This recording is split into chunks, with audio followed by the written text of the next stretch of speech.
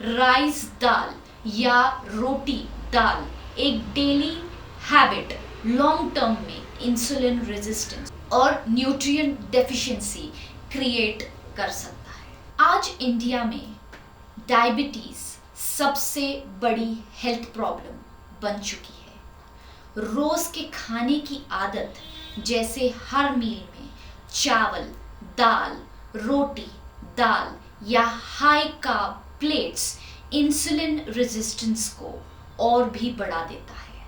Refined oils, sugary sauce और sanitary lifestyle ये हमारे ब्लड शुगर को कॉन्स्टेंटली हाई रखता है और यही वजह है कि इंडिया को एक डायबिटीज कैपिटल ऑफ वर्ल्ड कहा जा रहा है। आज की वीडियो में हम जिस इंग्रेडिएंट के बारे में बात करने जा रहे हैं वो इंडिया के हर घर में, हर किचन में और हर मील में पाया जाता है।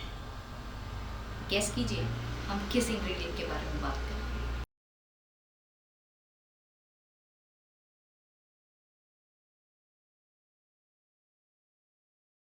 आज हम बात कर रहे हैं उस इंग्रेडिएंट के बारे में जो सस्ता भी है और हेल्दी भी है। जी हाँ, आज हम दालों के बारे में बात कर रहे हैं जिसे लेंटिल्स भी कहा जाता है। लेकिन असली बात ये है कि आप दाल के साथ क्या खा रहे हैं, क्योंकि गलत कॉम्बिनेशन दाल के फायदे कम कर देता है और सही पेयरिंग दाल के साथ एक पावरफुल फूड बना सकता है जो आपकी बॉडी को स्ट्रॉन्ग और यंग रखने में मदद करता है। इस वीडियो में हम ये देखने वाले हैं कि लोग कौन से कॉम्बिनेशन गलत कर रहे हैं और कौन से कॉम्बिनेशन खा के हमारे लिए और ज़्यादा फ़ायदा हो सकता है। कैसे आप हर मील को एक एनर्जी पैक्ड और हेल्दी प्लेट बना सकते हैं जिसे मसूर, मूंग, चना, उड़द, तूर ये एक प्लांट प्रोटीन, फाइबर और मिनरल्स का एक बहुत बड़ा सोर्स है और इंडिया में रोज की थाली का एक कोर पार्ट है। 1 cup cooked, calories 300 grams, protein 18 grams, carbs 40 grams और इसमें फाइबर अराउंड 15 to 16 ग्राम्स होता है, फैट लगभग 1 ग्राम होता है, आयरन 6 to 7 मिलीग्राम होता है, फोलिएट जो विटामिन बी है वो 350 to 360, मैग्नीशियम 70 मिलीग्राम होता है, पोटेशियम 700 प्लस मिलीग्राम होता है, जिंक 2 से 3 मिलीग्राम होता है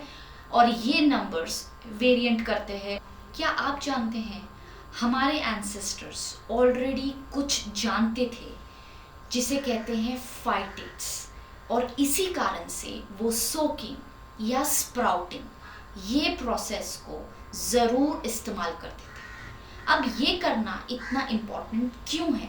क्योंकि भिगोने से या स्प्राउटिंग करने से जो एक फाइटेट, इसमें जो एंटी न्यूट्रिएंट्स होते हैं वो 30 to 75% कम हो जाते हैं, जिससे आयरन, जिंक, मैग्नीशियम इसे एब्जॉर्ब करने में बहुत आसानी हो जाती है। लेंटिल्स में रैफिनो टाइप ओलिगोसैकेराइड निकलते हैं जिससे ब्लोटिंग या गैस कम हो सकता है। फास्ट कुकिंग से टाइम बचता है और उससे टेक्सचर भी बहुत अच्छा हो जाता है। लैक्टिन रिड्यूस करने के लिए सोकिंग बहुत ही अच्छा तरीका है और उसके साथ अगर हम उसे प्रेशर कुकर में कुक करते हैं तो लैक्टिन्स बहुत हद तक इनएक्टिव हो जाते हैं। अब ये लैक्टिन्स होते क्या हैं? लैक्टिन्स एक कार्बोहाइड्रेट बाइंडिंग प्रोटीन है जो रॉ या अनकुक्ड लेग्यूम्स में होता है। लेकिन ये इतना खराब क्यों है? क्योंकि ये हमारी गट लाइनिंग पे चिपक जाता है और इसका प्रॉब्लम ये होता है कि जब दाल कच्ची या आधी पकी हो तो इससे लैक्टिन एक्टिवेट हो जाता है और गट बैरियर में इरिटेशन कर सकता है। क्या दाल में लैक्टेंस हार्मफुल होते हैं? सिर्फ रॉ या हाफ कुक दाल में लैक्टेंस गट को इरिटेट करते हैं और इन्फ्लेमेशन ट्रिगर कर सकते हैं, लेकिन सोकिंग और प्रेशर कुकिंग से लैक्टिन ऑलमोस्ट जीरो हो जाते हैं। मतलब सही तरीके से बनाने से दाल नॉट ओनली सेफ होती है लेकिन एक सुपर फूड हो जाती है और इम्यूनिटी और मसल को सपोर्ट करती है। सो दाल को प्रॉपरली कुक कीजिए और अपनी गट लाइनिंग को सुरक्षित रखिए। दाल में आयरन और जिंक होता है जो इम्यूनिटी, एनर्जी और बॉडी रिपेयर के लिए बहुत ही इंपॉर्टेंट होता है। लेकिन दाल में कुछ नेचुरल चीजें होती है जिसे फाइटेट कहते हैं, जो आयरन और जिंक के एब्जॉर्प्शन होने में प्रॉब्लम क्रिएट करती है। जानना बहुत जरूरी है कि गट लाइनिंग होती क्या है। बेसिकली गट लाइनिंग ये टाइट जंक्शन होता है क्योंकि इसका काम ही ये है कि ये कोई भी पार्टिकल पेनिट्रेट होने ना दे। लेकिन अगर पार्टिकल पेनिट्रेट हो रहा है इसका मतलब आपका गट लीकी है और लीकी गट इम्यून सेल्स के लिए प्रो इन्फ्लेमेटरी सिग्नल है जिससे IL-6 TNF अल्फा ट्रिगर हो जाते हैं।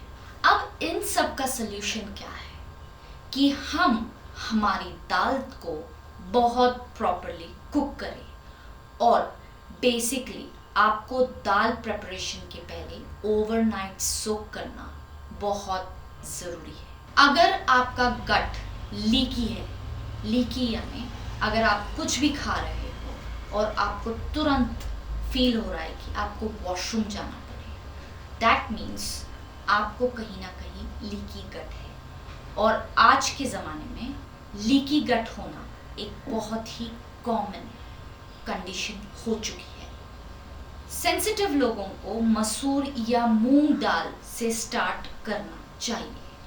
प्रो टिप, हमेशा भिगोया हुआ पानी फेंक दे, अच्छे से लेग्यूम को धो ले और फिर उसे कुक कीजिए फ्रेश वाटर में। इससे लैक्टेंस और गैस फॉर्मिंग कंपाउंड्स कम हो जाते हैं। अब हम डिस्कस करेंगे कि दाल के साथ फूड पेयरिंग किस तरीके से की जानी चाहिए जिससे अब्जॉर्प्शन और बेटर हो जाए और हमें दाल की हर न्यूट्रिशन हमें हमारे बेनिफिट के लिए यूज हो। अगर आप दाल के साथ दही या पनीर, चाय या कॉफ़ी ले रहे हैं तो आपकी बॉडी में आयरन मिलना मुश्किल ही नहीं नामुमकिन हो जाता है। दाल किस तरीके से एक सुपर फूड बन जाता है अगर आप दाल को भिगो रहे हो या स्प्राउट कर रहे हो। आप दाल के साथ टमेटो, शिमला मिर्च या नींबू मिला रहे हो क्योंकि इन सब में विटामिन सी होता है जो आयरन अब्जॉर्प्शन को और बेहतर करता है। पकी हुई जुकीनी, गाजर, दाल में फाइबर होता है जो आपके ब्लड शुगर को कंट्रोल करता है। लेकिन अगर आप दाल के साथ शुगरी या ऑयली चीज़ खा रहे हैं तो वो इस फायदे को बहुत कम कर देता है, इनफैक्ट ज़ीरो कर देता है। दाल के साथ क्या अवॉइड करें? वाइट राइस या मीठी चटनी या वाइट सॉसेस, तला हुआ पराठा या हैवी ग्रेवीज, रिफाइंड ऑयल जैसे सोयाबीन या कॉर्न या सनफ्लावर, कच्चा प्याज, लहसुन, गोभी जैसी सब्जियां, कंबूचा या fermented drinks, packed sauces. Best combinations, साग पालक जैसी सब्जियां, हल्दी और जीरा जैसे मसाले। आपका गट सिस्टम इम्यूनिटी सिस्टम का एक बहुत ही इम्पोर्टेंट पार्ट है। दाल हेल्दी है और ये एक प्लांट बेस्ड प्रोटीन का बहुत ही अच्छा सोर्स है। और अगर आप आपकी दाल में कुछ ऐसा डाल रहे हैं जिससे गैस बन रही है तो वो आपके डाइजेशन को स्लो कर देता है। दाल में प्रोटीन होता है लेकिन वो कंप्लीट नहीं होता है, इसीलिए लोग उसे चावल या रोटी के साथ खाते हैं ताकि अमीनो एसिड प्रोफाइल कंप्लीट हो जाए। लेकिन यहाँ एक प्रॉब्लम है, क्योंकि चावल और रोटी ये दोनों ही एक हाई फाइटेट और हाई स्टार्च फूड्स है। जब दाल के साथ ये कॉम्बिनेशन हो जाता है तो ये आयरन, जिंक जैसे मिनरल के अब्सॉर्प्शन को और रिड्यूस कर देता है।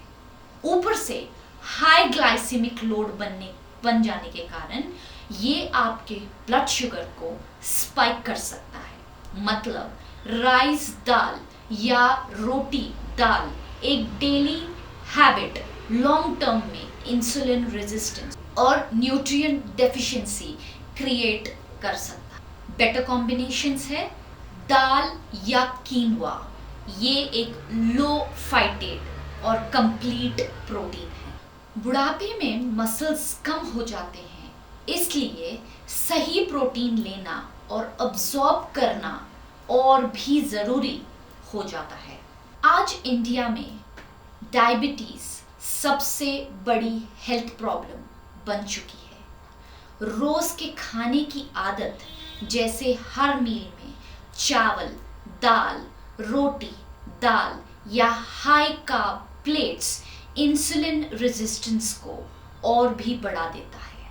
रिफाइंड ऑयल्स, शुगरी सॉस और सैनिटरी लाइफस्टाइल ये हमारे ब्लड शुगर को कॉन्स्टेंटली हाई रखता है और यही वजह है कि इंडिया को एक डायबिटीज़ कैपिटल ऑफ वर्ल्ड कहा जा रहा है। जब तक हम हमारे मील कॉम्बिनेशंस को और हमारी लाइफस्टाइल को करेक्ट नहीं करेंगे, ये प्रॉब्लम बंद नहीं हो। आज के एपिसोड में हमने ये देखा कि दाल हेल्दी होती है, लेकिन उसका मैक्सिमम फ़ायदा तब मिलता है जब आप उसके साथ सही चीज़ कंबाइन कर रहे हैं।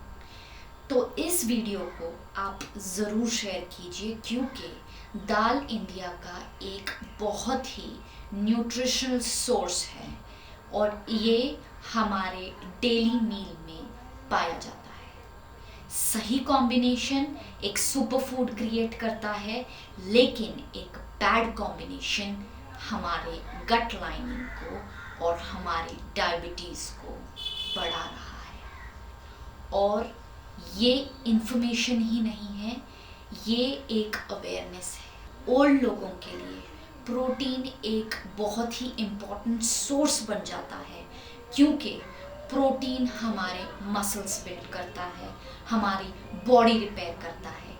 लेकिन अगर यही प्रोटीन हमारी बॉडी में अब्सॉर्ब नहीं हो रहा है तो it's not just a waste, but ये हमारे डाइजेशन को स्लो कर रहा है। सो प्लीज़ ये वीडियो को ना सिर्फ देखिए, इस वीडियो को ज़रूर अपने लोगों में शेयर कीजिए।